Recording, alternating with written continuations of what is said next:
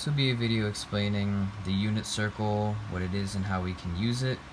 So the unit circle is a circle used on a graph with a radius of 1 that we can use to find the measurements of certain angles given certain points along the circle. So starting here with pi over 6 radians or 30 degrees, let's say if we were to draw a triangle here from just down here from this point to this point to make a triangle, our adjacent side of the triangle, if we were trying to find the angle here, angle theta, our adjacent side along the x-axis right here would be equal to the square root of 3 over 2, and our opposite side would be equal to 1/2, and then our hypotenuse is always 1. And the same thing would apply here, except with the square root of 2 over 2 for the opposite and adjacent measurements.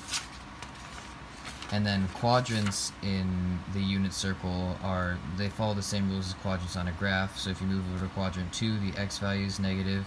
If you move to quadrant 3, the x and y values are negative. And if you move into quadrant 4, the y value is negative.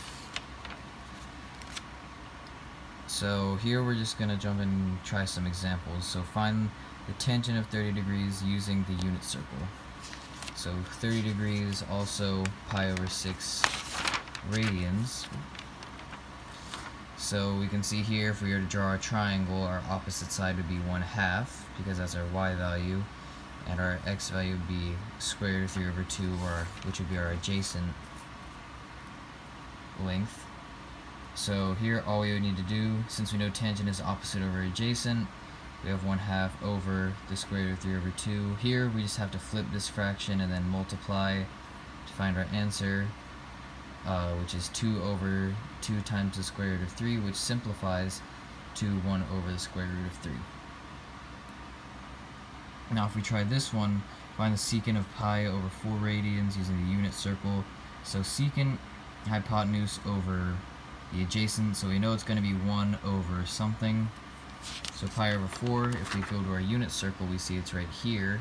So our adjacent side would be square root of 2 over 2, and the opposite would also be square root of 2 over 2. So the value of our secant will be equal to 1 over the square root of 2 over 2. We just flip this fraction and then multiply again, but we have a square root on the bottom, on the denominator. You're not supposed to have it, so we need to get rid of it. We take the value of the square root on the denominator, we multiply the numerator and denominator by that value, and then which leaves us with 2 times the square root of 2 over 2, which simplifies to the square root of 2. So to try a more difficult example, here we have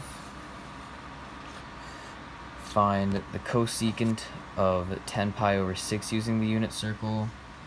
10 pi over 6 simplifies to 5 pi over 3, or 300 degrees. And we know cosecant is hypotenuse over the opposite, so we know we'll have 1 over some value. So if we go to our unit circle, and we find 5 pi over 3, we see it right there, 5 pi over 3, or 300 degrees.